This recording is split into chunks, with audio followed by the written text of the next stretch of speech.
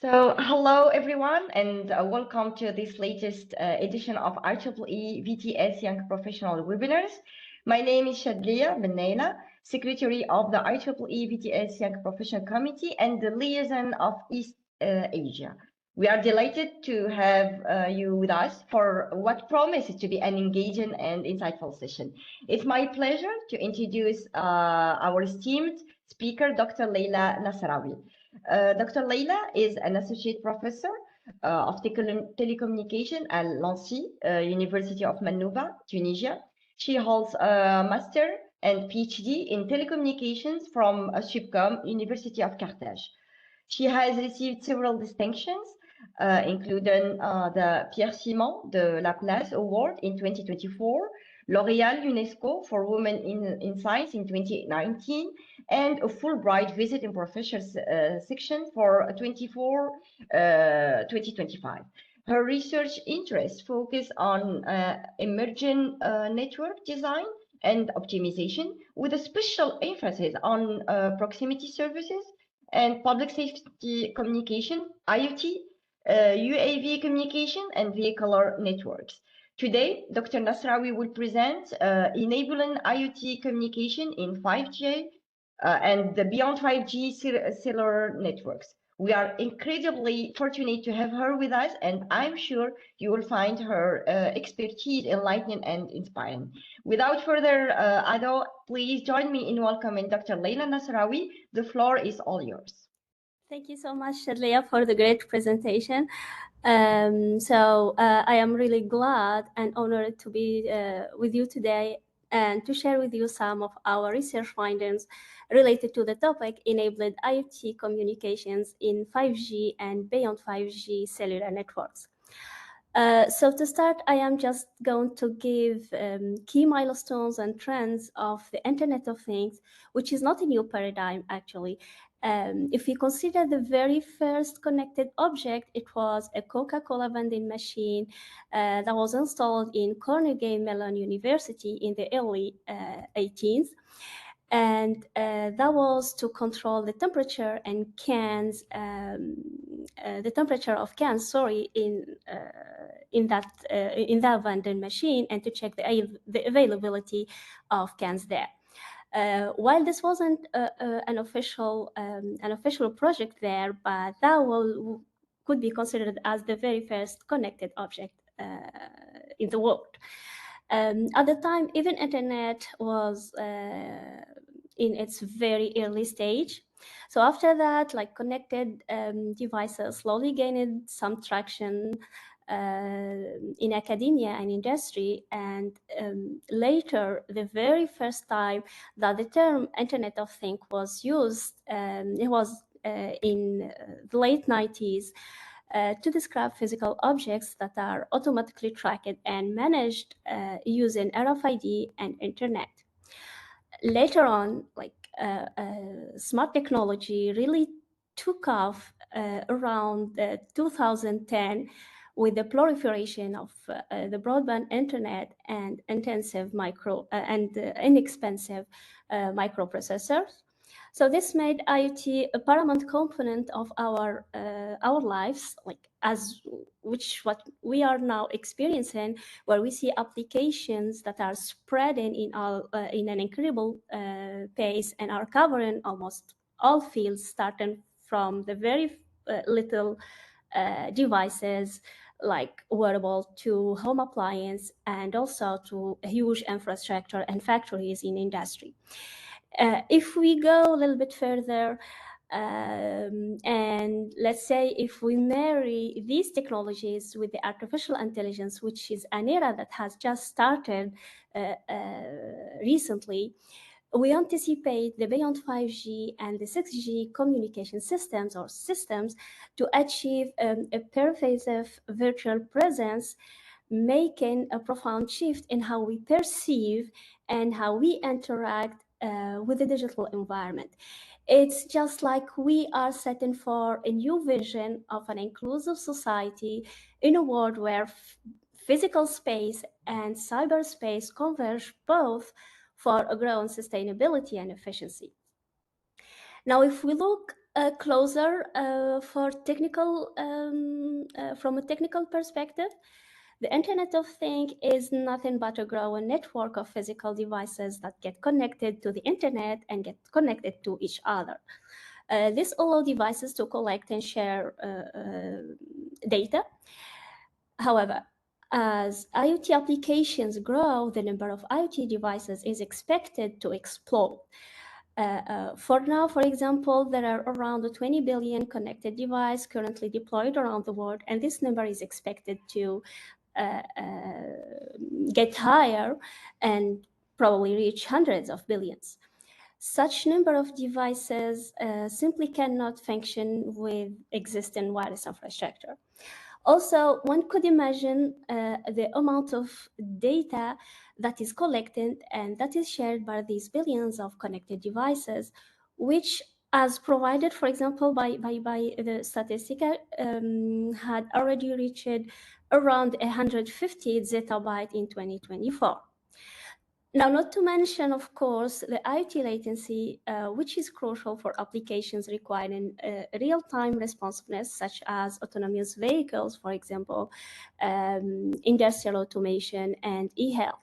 In these cases, low latency is necessary for immediate reactions to events to prevent system failures, ensure safety, and maintain a positive user experience by avoiding delays. Commercial technologies like Zigbee, for example, Bluetooth and Wi-Fi work well enough for small networks. However, if we are planning, for example, to cover a vast area, or if we want to enable, for example, autonomous vehicles to safely traverse crowded cities, these solutions cannot be used in such applications. So on the other hand, like the use of fifth generation and beyond 5G wireless networks can unlock the full potential of a connected future for cellular IoT involving massive communication, as well as increased traffic capacity and a very low latency that is less than 10 milliseconds. So for this reason, beyond 5G and 6G is a very prominent solution to enable IoT communications. So let's now focus on how 5G and beyond 5G made it possible. So in conventional cellular network, we know very well that usually any communication has to go through a base station where there is an uplink for communication from the user equipment to the base station and a downlink in the other direction. So starting from the 3GPP release 12, device-to-device communications was first introduced to enable direct communication between user equipment through the same spectrum as cellular users. And it is known as proximity services and limited to public safety sector utilization. So in this case, proxy communication has to work in regions where network coverage cannot be guaranteed, which could be very useful in applications like rescue missions, wildlife monitoring, infrastructure availability due to natural disaster like fire, flood, or earthquakes. Proxy communication was possible through a newly introduced link that was named as side link, functioning over the interface PC5. Later releases have generalized proxy communication to be used for several applications in addition to public safety, like vehicles, autonomous driving, wearable, industry, and many other applications. Now we are going to present like the operational scenarios that enabled communications in different cases. So it was defined that three possible scenarios could happen, where the first one is in coverage scenario where any policy-enabled user equipment is located within the coverage area, and in this case, a base station or the G node B is going to manage part of the communication, like resource management, for example, synchronization, and other tasks. The second case is the out of coverage scenario, where none of the devices fall within the coverage area, and in this case, only distributed resource management is possible. Or the last case consists of partial coverage, where one of the devices is connected to the G node B while the other is not. And in this case, assistance could be offered in some particular tasks. Note that this case is very useful to extend the coverage, where we can use in coverage user equipment as relays to extend for a higher coverage. So in order for a user equipment to connect to each other, they must first discover one another. Discovery or device discovery occurs through the transmission of discovery signals looking for neighboring devices. This is like the main core of our work, and what I am going to present in the remaining of this talk, where we exploded discovery through reference signal and also through random access like approaches. Well, for both cases, we explored a distributed and centralized architecture. We also opted for a different level of evaluation regarding physical aspects and MAC aspects. Let's now start with the reference signal-based neighbor discovery. So first, let's introduce the frame structure of a side link, which has a length of 10 milliseconds and is divided into 10 subframes. Each subframe lasts 1 millisecond and is further divided into 2 slots, making each slot 0.5 milliseconds long, and it contains seven symbols. So the figures presented here are showing one subframe, which is composed of 14 symbols that include both data symbols and reference signals. Particularly, we focus on the modulation reference signal, which are in the 5G critical to enable precise demodulation of the side link shared channel. So we can see here 2 different configurations. The first one is in the 4th generation LTE, and the second one in 5G, which provided an adaptive DMRS configuration option to achieve a better trade-off between channel estimation accuracy and overhead at different vehicle speeds. For example, at high speed, channel variations are much faster and more reference signals could be needed. On the other hand, for low speed scenarios, less DMRS can keep the overhead low and achieve decently accurate channel estimation. As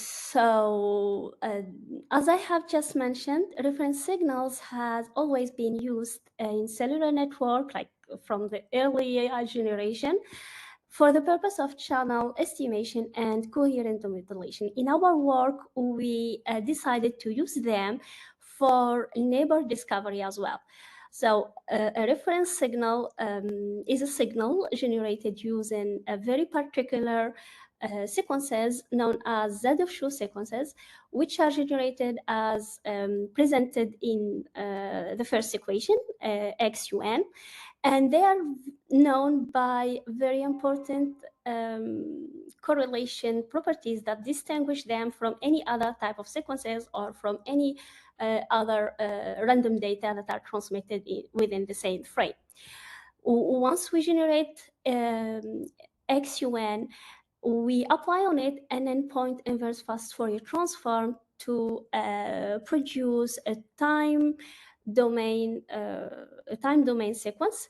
This sequence is then cyclically shifted using different shift to generate a set of DMRS sequences or set of reference sequences that are used by different users to identify them during discovery procedure.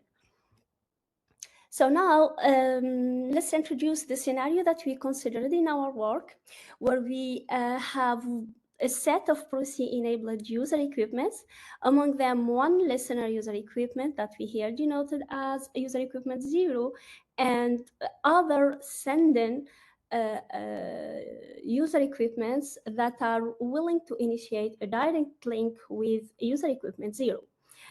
Each sender has its own reference sequence. At the level of user equipment 0, the signal, the received signal, is composed of the summation of different signals coming from other neighboring user equipments, to which a Gaussian noise is added. So we proposed after that a power normalized correlation metric, which has two components. The first one is the correlation term, which consists of performing a correlation between the received signal Y and the locally known DMRS sequences to distinguish whether a sequence is active or not. When I say here a sequence is active, which means that a sequence is used as an identifier of one of the surrounding or one of the neighboring user equipment or not. The second term is just a power term for the normalization of the metric. So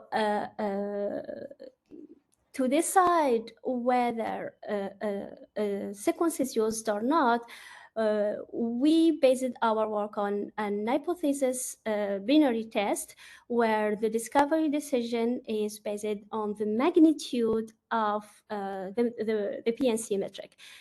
In this case, active PROC-enabled user equipment will exhibit significant metric amplitude, which is the case of the blue curve here. However, inactive users will experience trifling metric amplitude, which is the case here of the green and the red curves. So for this slide, I introduced some details on how the analytical expression of the probability of discovery was derived by simply approximating the different components of our metric by a Gaussian distribution, and calculating different parameters of this Gaussian distribution to finally calculate the probability of discovery, which we defined as the probability that the metric magnitude be higher than a preset threshold eta. So the probability, or the final expression of the probability, is expressed here in the equation PD, which we are going to compare to the analytical probability of discovery this is the analytical that we are going to compare to the simulated one. And we also we will also present the comparison to another or an earlier example of discovery based on DMRS sequences, which is a generalized likelihood ratio test. So we here show first the detection probability as a function of the SNR in the case of single user scenario. So the two compared approaches exhibits satisfactory discovery, with the PNC one showing a better performance for very low SNR values by achieving a perfect discovery starting from 1 dB. However, we can also see that for a target probability of detection about 90%, a gain of 3 dB is realized by the PNC compared to the GLRT1, which is highlighted here with the red row. Now we present once more the detection probability as a function of the SNR, but here in the case of multi-user scenario to assess the impact of the interference between different users. And also we present it for two cases, namely low mobility case for pedestrian, for example, and the second case of high mobility for vehicles. So what we note here, so the impact of interference signals, we know that there are minor effects of interference signals, which can be explained by the orthogonality of reference signals. This orthogonality helps to prevent adjacent channel interference. About the mobility, so we can note that multipath propagation greatly affects the detection performance, and it caps it at a maximum probability of detection less than 0.9, and this effect is shown in the two considered, or in the two compared methods. Now we are going to move to the second class of discovery that we studied, which is a random access-like procedures in which we consider different V2X communication modes, which are totally 4, but can be classified into two classes. The first one, which involves mode 1 and mode 3, and these two modes are dedicated for in coverage scenario where we have a network assisted communications. In the second case, we deal with mode 2 and mode 4, which are dedicated for distributed scenarios where communicated objects or vehicle could manage and handle the whole communication independently from the network. So these are the two considered modes for which we are going to evaluate the collision, particularly in the case of multi-user scenarios. We started with the network-assisted discovery, for which we proposed a polling-like approach for supervised mode. And in this case, as we have a central entity that is able to communicate with all other entities, the method converges quickly, and every discovered user equipment is notified after a discovery round that it was discovered, so it's not going to advertise itself again. On the other hand, we also explored distributed discovery through an Aloha-like procedure.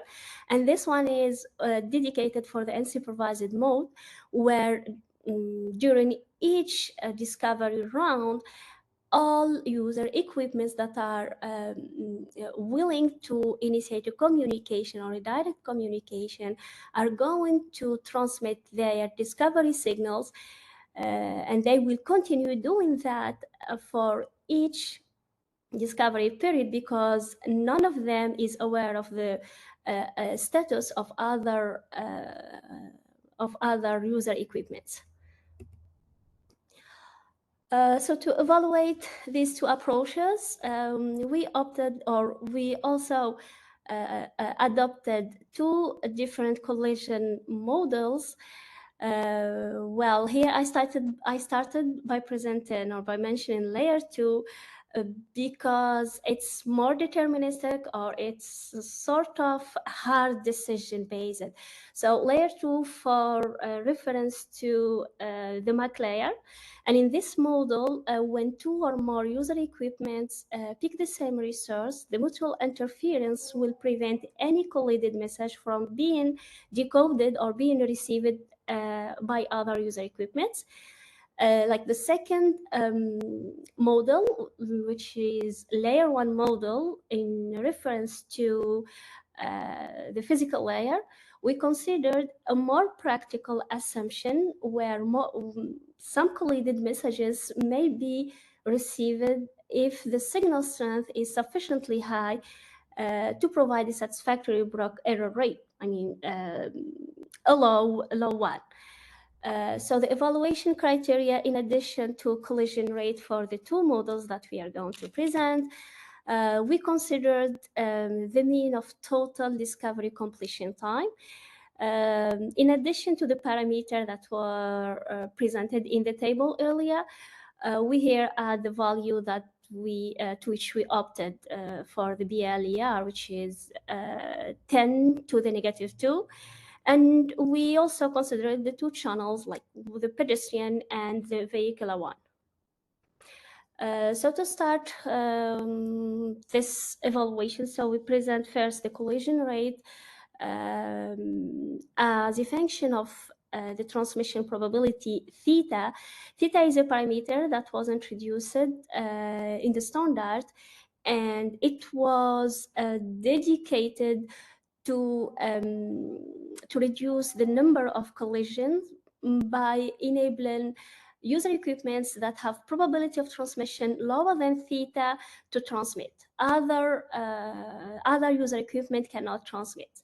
So what we note first here, that the collision rate evolves proportionally to the value of theta, which is normal. Indeed, the higher the value of theta, the more collisions occur, because the number of user equipment with transmission probability lower than theta increases.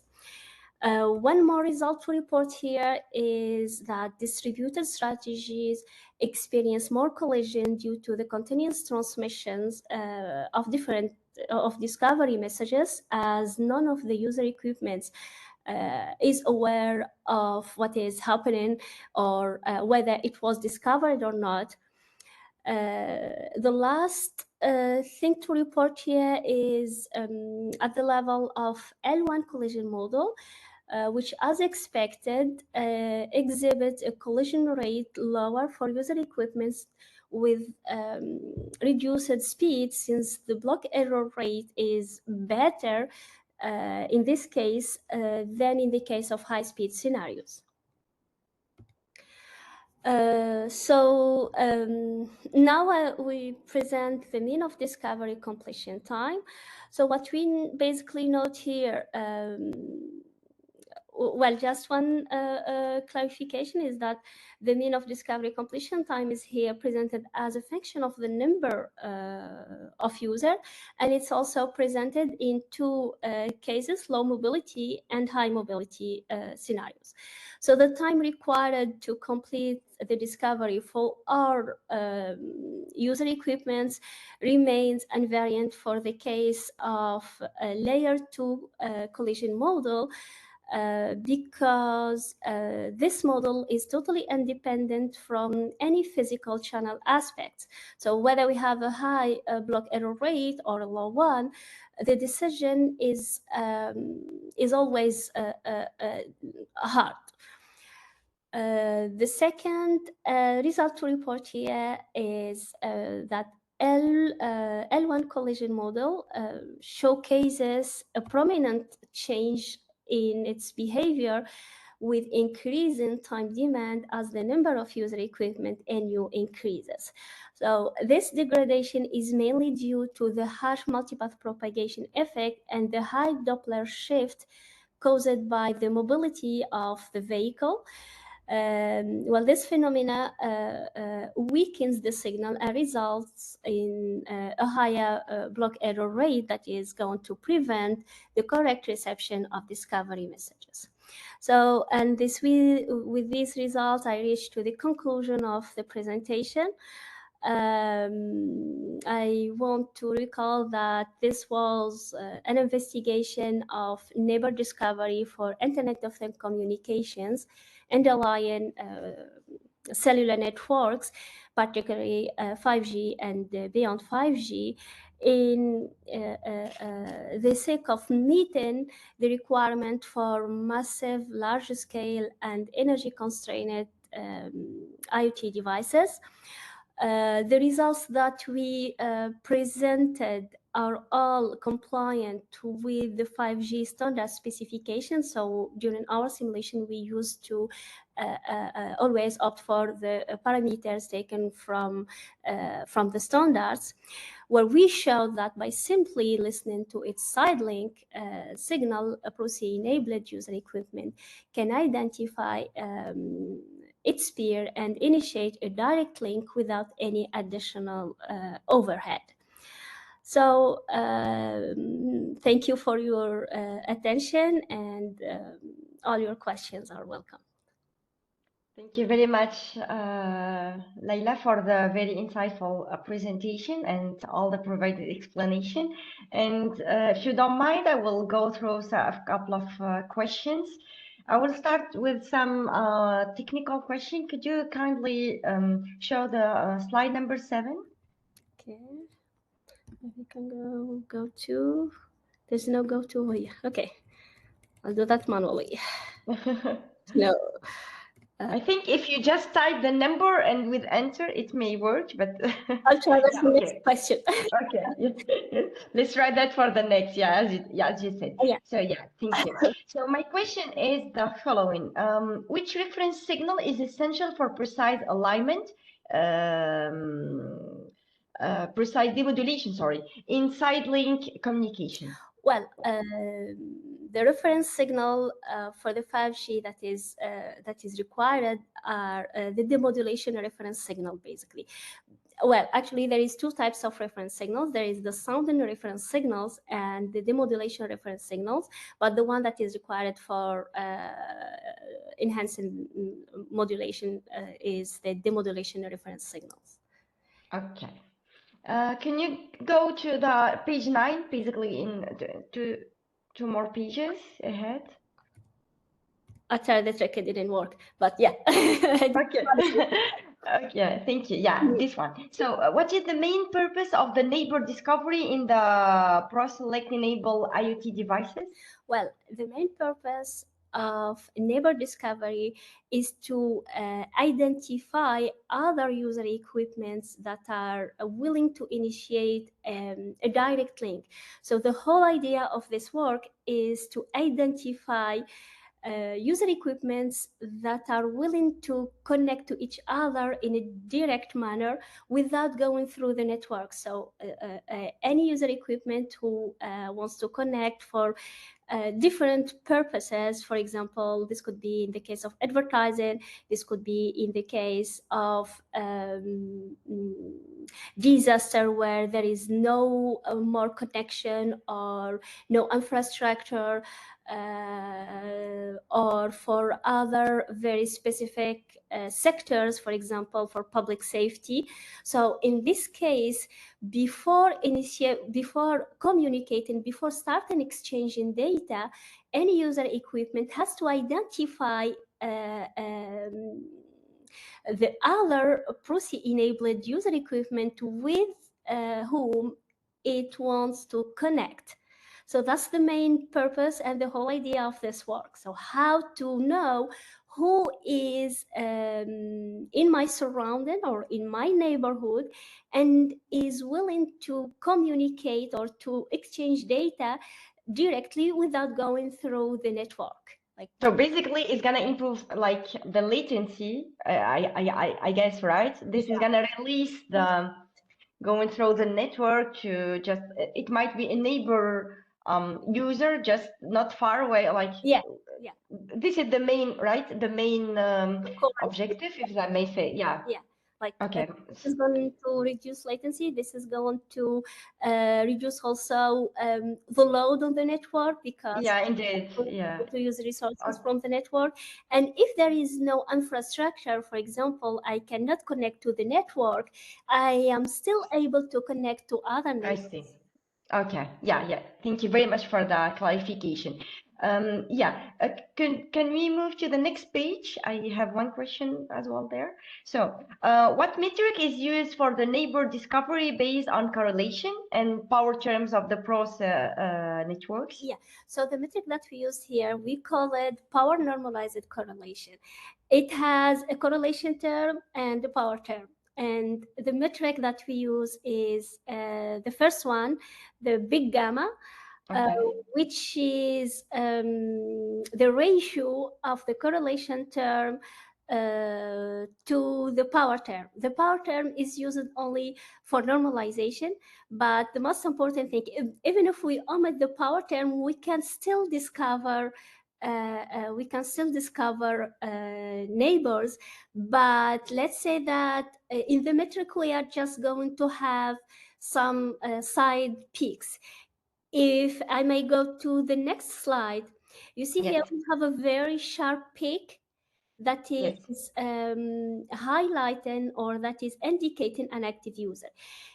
In case where we use only the correlation term, the term in the numerator, so we are going to have some other side peak. So that's the whole purpose of using the second term, which is the power term. It's basically normalization, but for the correlation term, we can continue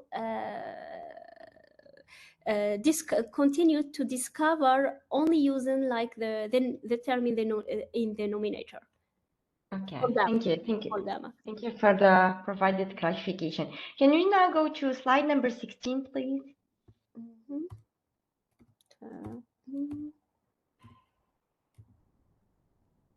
16. Yes. So here, how does user mobility affect the detection performance in neighbor discovery? Okay, so for the case of user mobility, the issue in communication in general, not only in this context, if the object is moving, other effects are going to impact the quality of communications. Like the mobility will create a Doppler effect that is going to be illustrated as a shift in the received signal. That's one point. And the second point, we have the multipath propagation effect. So we are not going to receive the signal from only one path as we are moving. So there will be refraction of the waves. So we will receive different copies of the same signal from different paths with different delays. So these two effects that are due to the mobility of the object, of a vehicle, of a user in general, are going to greatly degrade the quality of reception, or the quality of the received signal. So that's how mobility will degrade the discovery, as we will have more, I would say, perturbation in the received signal.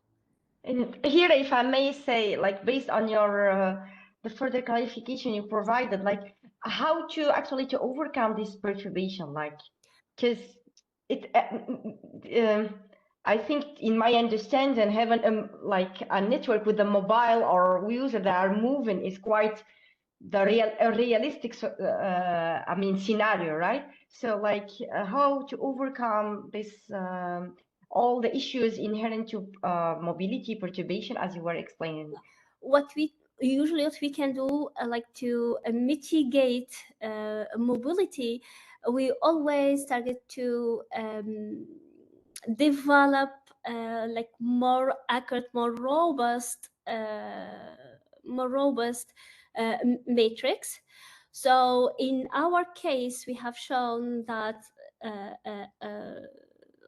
the proposed matrix already provided quite decent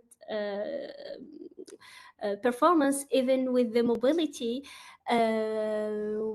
but what we can also do, maybe add in more reference signals in our case. As I mentioned during the presentation, that the 5G has the advantage of providing an adaptive DMRS configuration. So for slow mobility, for low mobility or slow users, we can opt for two reference signals per frame, for example. But if we have higher mobility, we have to add more reference signals. We have to add more DMRS in our case, for example, so we can mitigate the mobility impact. So something that maybe I didn't mention is for this simulation, what we used were only two demodulation reference signals.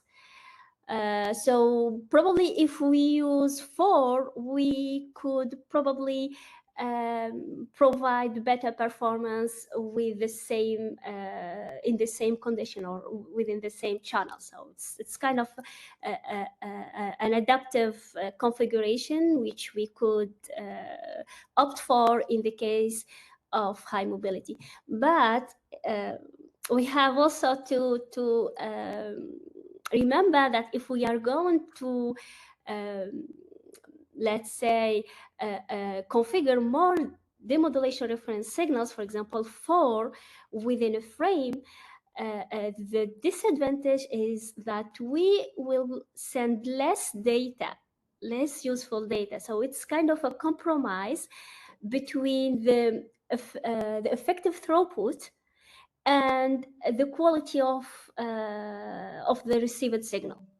Yeah, and by the way, actually, I was about asking you, like hearing you talking about opting for 4 demodulation reference signals, what's gonna happen actually? But you answered my question.